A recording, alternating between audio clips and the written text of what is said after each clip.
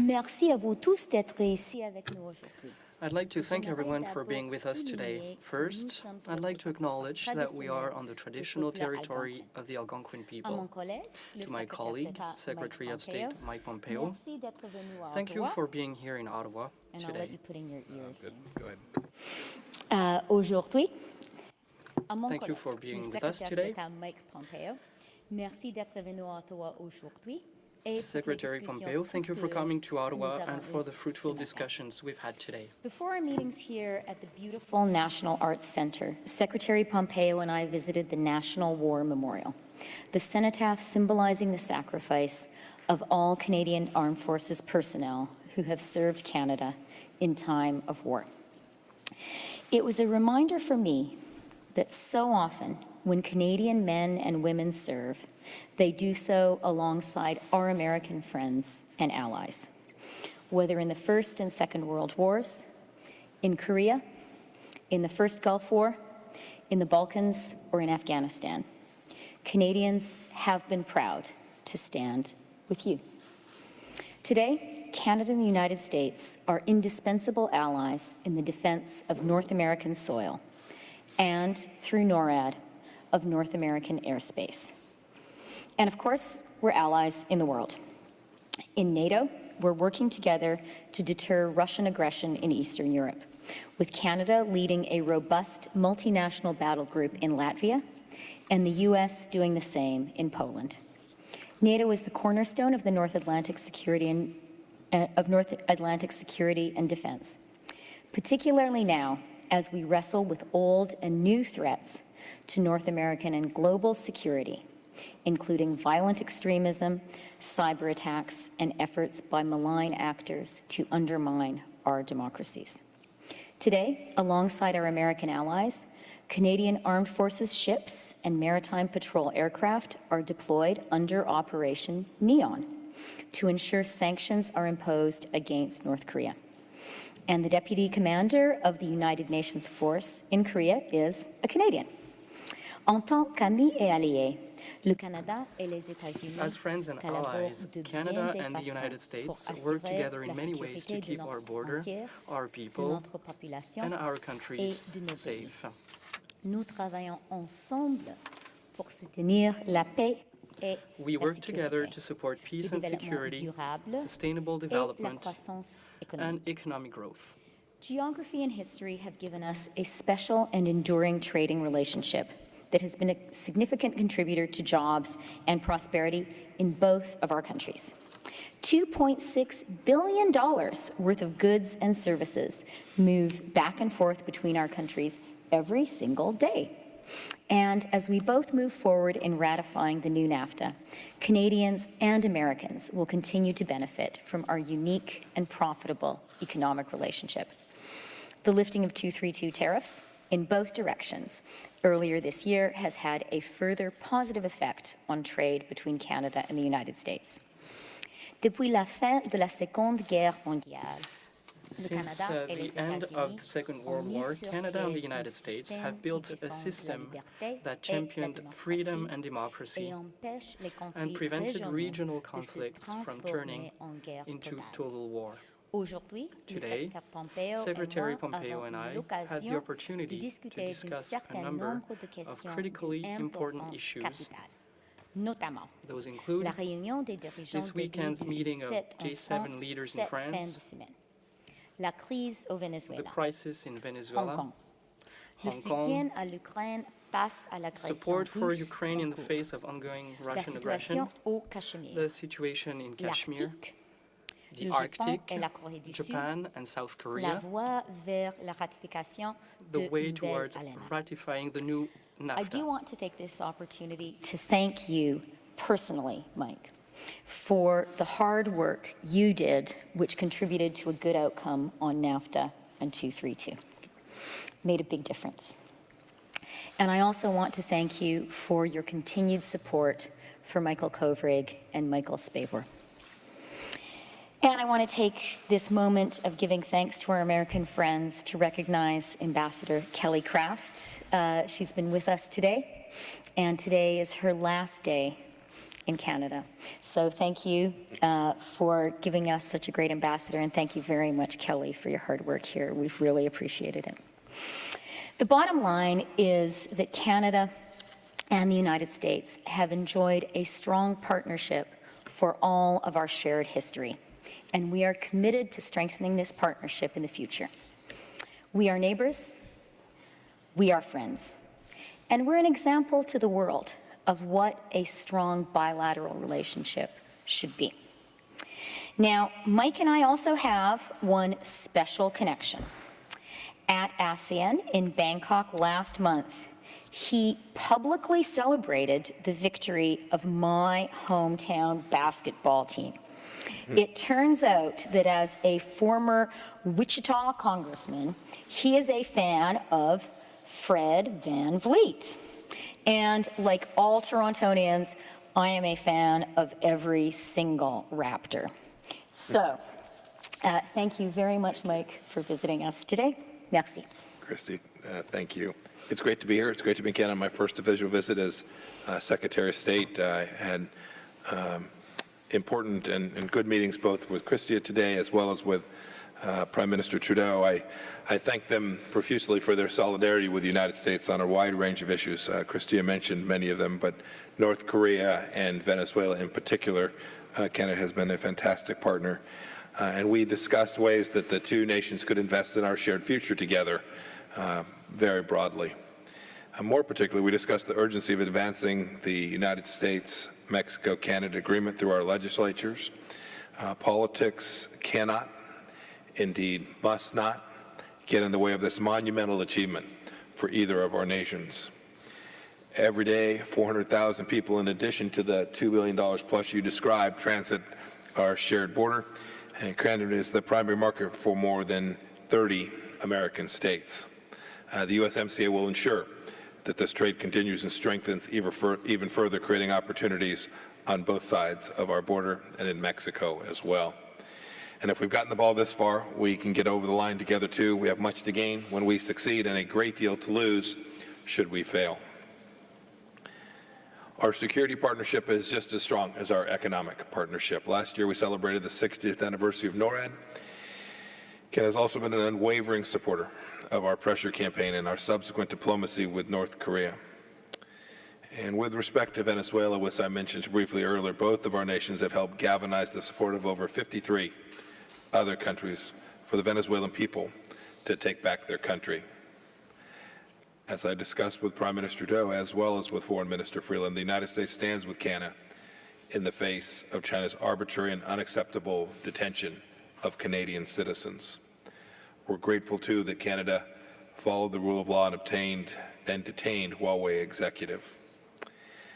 Even as we stand shoulder to shoulder on these many areas of common ground, we can do more, and I know that we will. In Eastern Europe, we must continue to stand with our NATO allies in the face of ongoing Russian aggression. That's why we also discussed today the importance of Canada meeting its commitment, its Wales pledge of 2% of GDP on national defense. It can set a powerful example for all of our European partners in our collective defense. I also stress the importance of Canadian efforts in defense of the Arctic. Your expansive Arctic territory is the back door to the continent, and the Arctic's strategic importance, including its vast resources and shipping lanes, are of increasing interest to the entire world, especially to China and to Russia. The Trump administration is eager to work with Canada to increase our shared defense in the region.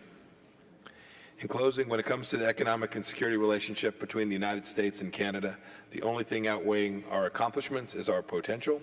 We can seize this potential in our very time, and today's meetings were a positive step towards doing so. Thank you, Chrystia.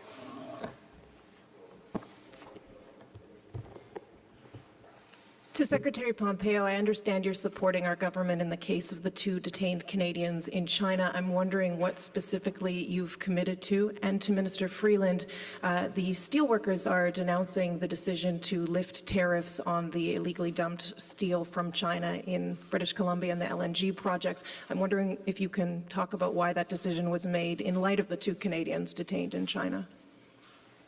So I'll try to take the first one. While I can't talk about everything that we've done, we started with immediately being very clear about the inappropriate nature of this unlawful detention of these to Canadian citizens. We spoke about it early, and we speak about it a great deal. President Trump mentioned it directly in his meeting with President Xi Jinping. I was there when he did it. He made unambiguous America's concern about this inappropriate behavior. And then we've done we've engaged in other diplomatic activity, trying to help make the case for the release of these two, and we'll continue to do that until such time as they're home and return to their families. And let me just say thank you for that, Mike. And as we said, we did discuss the detentions of Michael Kovrig and Michael Spavor today, and we have discussed them many, many times. When it comes to steel, let me just start by saying our government is tremendously supportive of our steel and aluminum sectors and our steel and aluminum workers. As I mentioned in my opening remarks, one of the successes that Canada and the United States have enjoyed in our relationship earlier this year is coming to a point where we were able to lift the 232 tariffs in both directions, and that has added to the prosperity of both of our countries, both of whose economies are growing strongly, and that has been really good news for Canadian steelworkers, and that is a really good thing. When it comes to the LNG project, this is one of the biggest investments in Canadian history. It is going to create a great number of new jobs in Canada, and it's an investment that Canadians can be proud of because it will contribute to the fight against climate change by making available Canadian LNG to replace coal in a lot of countries. So it's a very important project. It's something we are glad to be supporting and facilitating. Thank you. Je m'excuse. Alors, je voudrais commencer encore une fois remerciant le secrétaire Pompeo. I'd like to first thank Secretary Pompeo for the support provided to Canada and for the work that he's personally doing, the work that the United States is doing for Michael Kovrig and Michael Spavor. I would like to stress at the same time that these are two very brave men. I am extremely proud of them, and I'm very proud of their families. As far as steel is concerned, our government continues to strongly support the Canadian steel industry and the workers of that industry. As I mentioned earlier,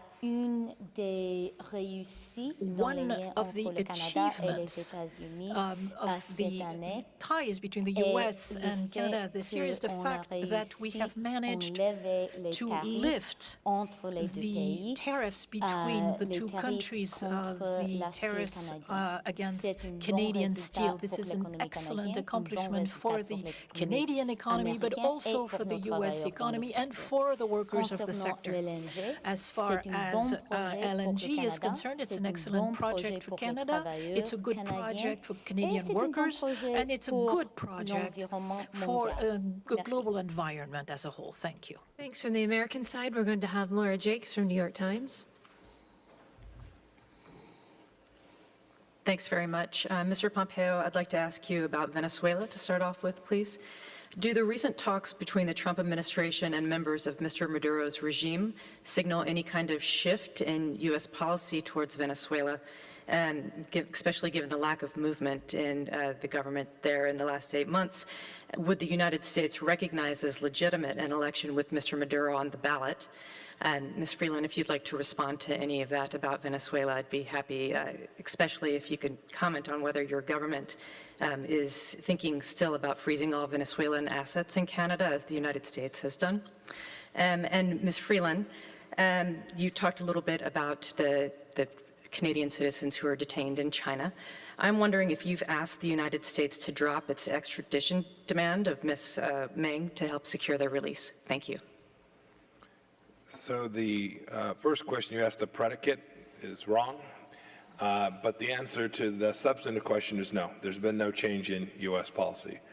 We have consistently said that there cannot be free and fair elections so long as Maduro is on the scene, and we continue to work towards achieving that end on behalf of the Venezuelan people.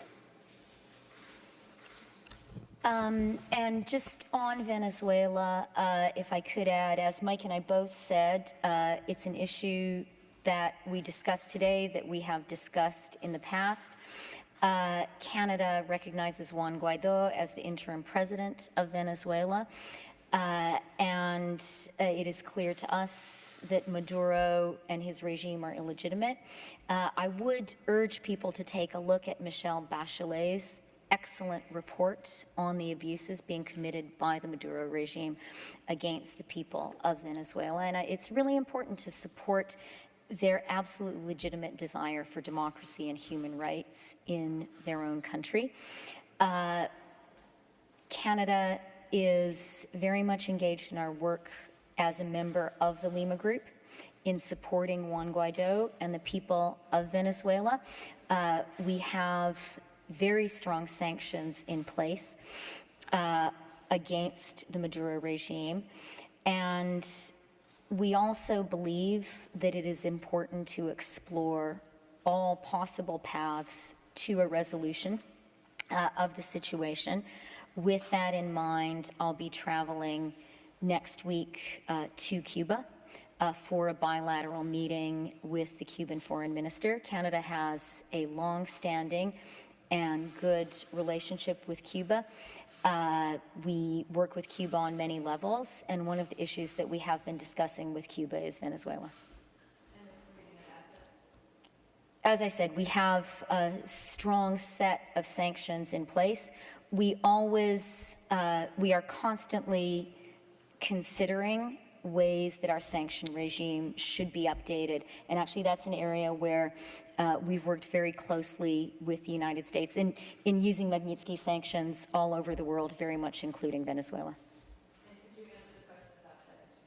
Oh, I'm sorry.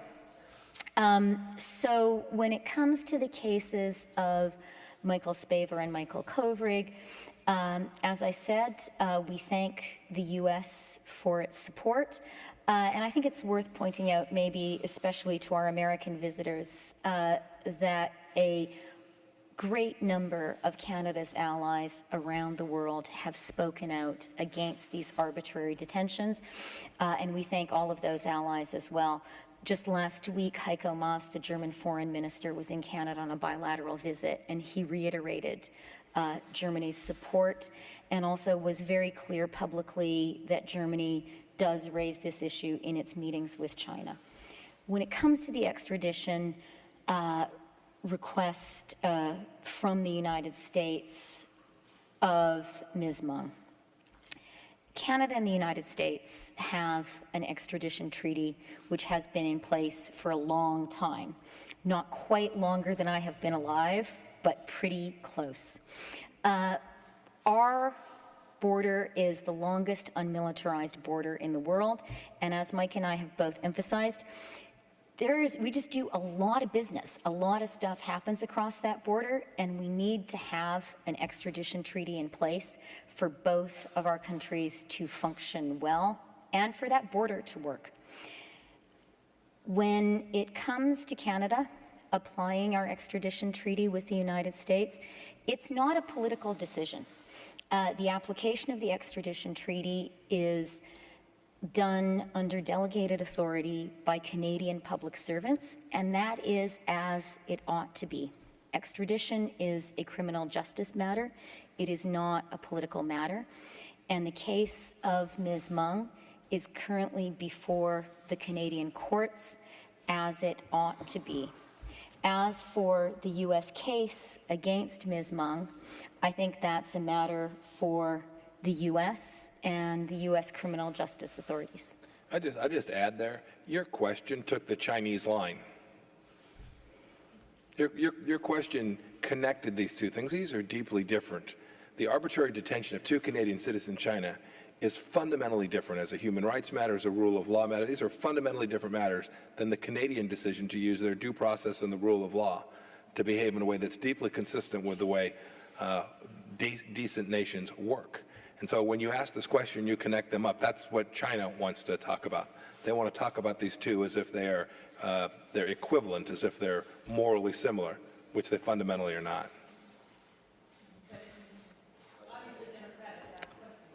Prochaine question, Mélanie.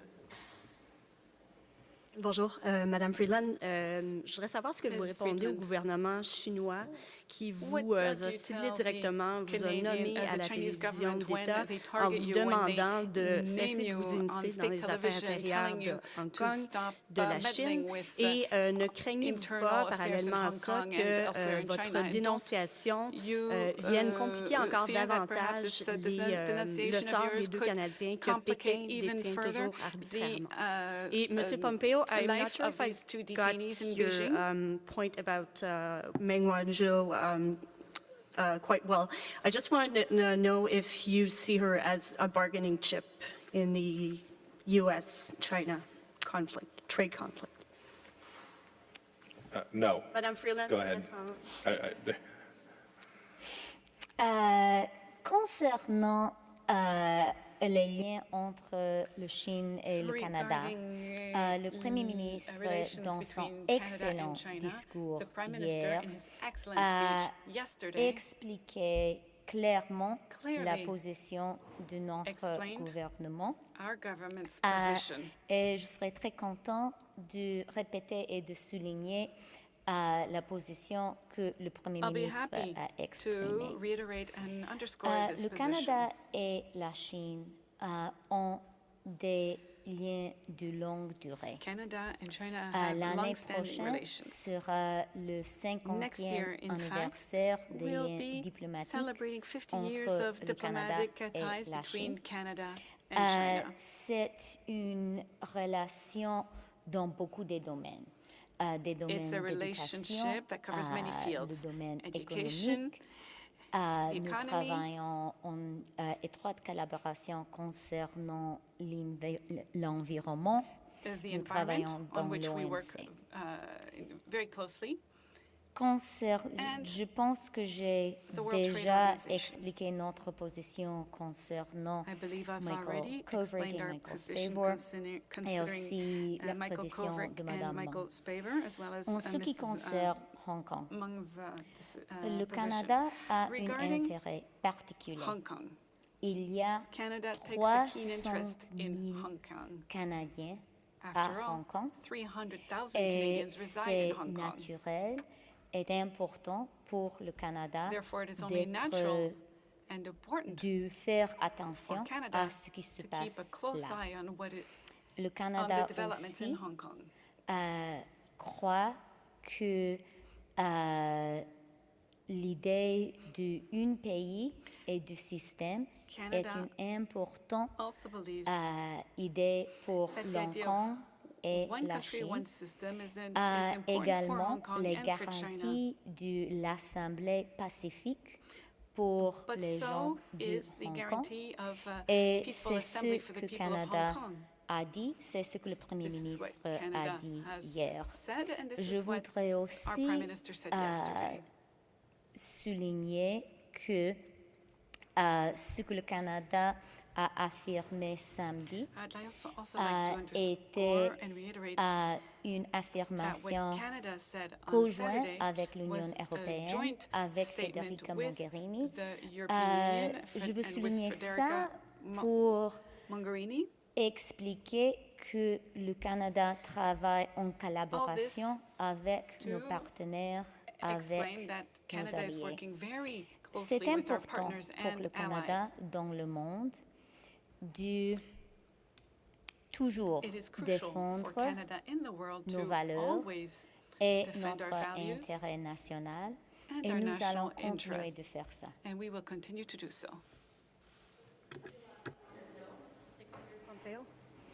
No. Excuse me. You Parce que vous you pouvez asked, you répéter asked, en you asked if it's a we'll have the bargaining. motion. Yes, you asked if it was a bargaining chip. It is a legal process by the United States Department of Justice designed to bring someone who we believe we have sufficient information to bring back to the United States under the agreements between the United States and Canada. Very straightforward. Thanks. Washington Post, John Hudson. Hi, thanks, Mr. Secretary. There are reports that the U.S. has decided not to cut billions of dollars of foreign aid in a process known as rescission. Is that the right decision when it comes to balancing our budgets versus our interests, in your view?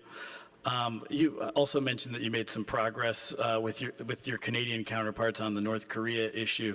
I wanted to ask about South Korea's decision to stop an agreement to share military intelligence with Japan. Is the U.S. making efforts to bring the two allies together? And Minister Freeland, President Trump has expressed support for Russia to rejoin the G7, which would be the G8. Do you support that idea? So, John, thanks for the question. With respect to the rescission, the president's still contemplating, although we were working on it even this morning. I've been engaged in meetings. There may be an outcome, a decision process. What I have consistently said with respect to every penny the State Department spends, including our foreign assistance budget, is we've got to get it right. We've got to make sure we are using it in ways that are effective, that American interests are represented in the way we spend that money. That certainly includes our foreign assistance program, but every employee, every single dollar we take away from the taxpayers, I want to make sure we're deploying properly. And this discussion that we're having around rescission certainly is part of that bigger discussion. On your second question, I actually spoke with my South Korean counterpart this morning. We're disappointed to see the decision that the South Koreans made about that information sharing agreement. We were urging each of the two countries to continue to engage, to continue to have dialogue. She was with the Japanese foreign minister yesterday, I believe, our time. They were working to put this back together. And there is no doubt that the shared interests of Japan and South Korea are important, and they're important to the United States of America. And we hope each of those two countries can begin to put that relationship back in exactly the right place. I have experienced it for my time here as a Secretary of State. It's absolutely valuable, not only to the work you mentioned in the context of North Korea, but important the work we do all around the world. They are both great partners and friends of the United States, and we are hopeful they can make progress together. And we are hopeful too. On Russia and the G7, that is an issue that Canada has a very clear position on, and that I personally have a very clear position on. Early in my career as a journalist, I lived and worked in Moscow. At a time when Russia was building a democracy and a market economy. And it was entirely appropriate as part of that process to admit Russia to the G7. That was the G7 community of nations extending a hand to a democratizing, reforming Russia and saying, the doors are open to you to join this important, I would say, essential group of like-minded nations. And then Russia grossly violated international law by invading and annexing Crimea, and added to that with the continued war in the Donbass. This was an incredibly serious step. It is the first annexation of territory of a European country by another European country since the Second World War. And when you think about the carnage of the Second World War, and we referred today to the work our countries did after the Second World War to build a rules-based international order to make sure that couldn't happen again. Russia's violation of international law in invading Crimea and annexing it, in continuing to support war in the Donbass, is something we cannot allow to stand. And that is why Russia was expelled from the G7, because of that action. So I think all of us would be delighted to welcome a Russia which sought again to be a member in good standing of our like-minded group of countries, a group of countries committed to the rule of law, a group of countries committed to democracy. And the way for Russia to show that it wants to do that is to leave Crimea and to end the war in the Donbass. It's very simple.